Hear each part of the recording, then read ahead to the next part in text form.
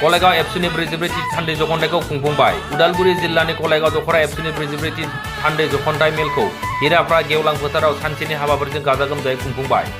सानसेनि मेहेरगोनां बायदि हाबाफारिजों फुंनि समाव आफादनि फिरफिला बिरहोनाय, मुंख्लंफोरनि बिबार बावनाय, बड'फानि सावमुआव मान बावनाय, थान्दै मेल जिरायनायनि उनाव बेलासिनि गेवलां मेलखौ बेखेवना होयो उदालगुरि जिल्ला एबसुनि आफादगिरि कर्नेलियास दैमारिया। कलाइगाव एबसुनि आफादगिरि फिरोज खान बसुमतारिया आफाद सामलायनाय गेवलां मेलाव गाहाय आलासि महरै बाहागो लायो एबसुनि लोगो गाहाय नेहाथारि दिनेश ब्रह्मआ। उदालगुरि जिल्ला दुलाराय बर' फरायसा आफादनि आवथायाव थानाय मोनसे गोग्गोम दखरा आफाद, जायखौ जों कलाइगाव दखरा दुलाराय बर' फरायसा आफादनि मिथियो।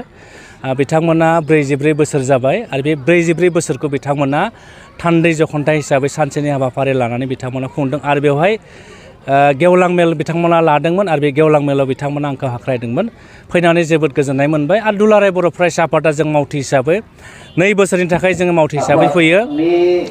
बे 2 बोसोराव जोङो बर' हारिनि खौसेथि, थामोनथा आरो दावगाथायखौ जोङो बर' हारिखौ जौगाहोनो थाखाय दुलाराय बर' फरायसा खामानि मावो आरो दुलाराय बर' फरायसा आफादा जोनोम जानायनिफ्रायनो दिनैसिम 56 इयार जाबाय आरो बे 56 इयाराव जोङो सम आरो जों थासारिखौ लानानै दुलाराय बर' फरायसाला माखासे जों मावथांखि लायो आरो जोंनि थांखि आरो मावथांखियानो जाहैबाय बर' हारिखौ गेरेमसा माहारि महरै दानाय आरो जोंनि मावथांखिफोरखौ जोङो गेवलां मेलजों गेजेरजों जोङो दुलाराय बर' फरायसा आफादा मा खामानि मावो जों बेखौ बिथांमोननो जों फोरमायो आरो बेखौनो दिनै जोङो कलाइगाव दखरा दुलाराय बर' फरायसा आफादनि गेवलां मेलाव जों रायजो राजानिफ्राय फोरमायनाय जादों आरो रायजो राजाखौ खावलायबावदों जे दुलाराय बर' फरायसा आफादा इयुनावबो जोङो बर' हारिखौ जौगानो थाखाय खामानि मावगोन आरो जि मावथांखि लादों बे मावथांखियाव बिथांमोनखौ जोङो मदद होनो थाखाय खावलायदों। मानोना रायजो राजाया जुदि मदद होआब्ला दुलाराय बर' फरायसा आफादाबो जेसेबां मावथांखि लाबाबो जोङो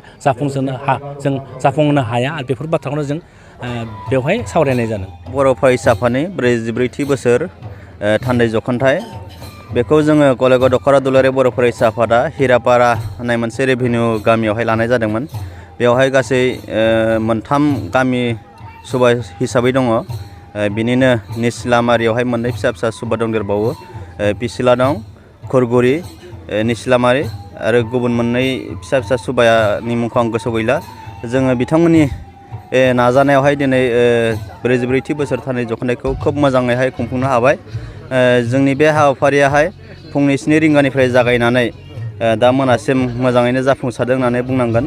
ओनसोलनि रायजो राजाफ्रा गावनि खामानिखौ दोनथ'नानैब्लाबो जोंनि बे 44थि थान्दै जखन्थाइखौ नांथाब नाजानायनि गेजेरजों लैहोर फैनानै बाहागो लाफैनानै मोनसे मेहेरगोनां खालामदों। बेनि थाखाय आङो दुलाराय बर' फरायसा आफाद बा कलाइगाव दखरा दुलाराय बर' फरायसा आफादनिफ्राय बिथां रायजोमोनखौ आङो साबायखर बावदों आरो जोंनि मानाव गेदेर गाहाय आलासि बिथाङा खोब मोजाङैहाय हारिनि समाज बेबस्थानि सायावहाय जोंनि दैदेनगिरिनि सायावहाय मोजां मेसेज होनानै थांदों। जानांगौ बिथांमोननि मेसेजावहाय जोंनि रायजोफ्राहाय बे मेसेजफोरखौ न'आव एप्लाइ खालामोब्ला हयथ' मोजां फिथाइ मोनगोन।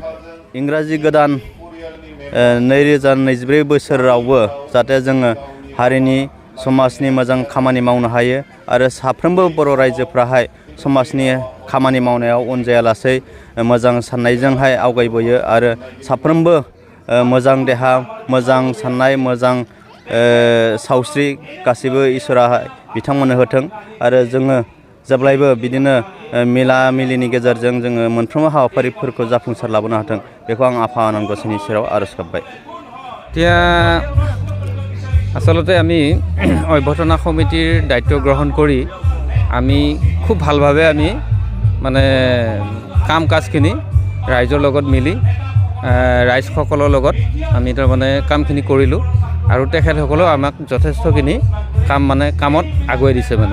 এতিয়া কথা হ'ল যেতিয়াৰ পৰা কলাইগাঁও আঞ্চলিক হিচাপে গঠন হৈছিলে তেতিয়াৰ পৰাই আমি তেখেতসকলৰ লগত সহযোগ কৰি আহিছোঁ আৰু নিজেও আমি কি কৰিছিলোঁ কিছু কামত আগুৱাই গৈছিলোঁ। তাৰে কাৰণে আমাৰ হিৰাপাৰা গাঁৱত তেখেতসকলে এই বাৰ্ষিক অধিৱেশনখন দিয়াৰ কাৰণে আমি তেখেতসকলক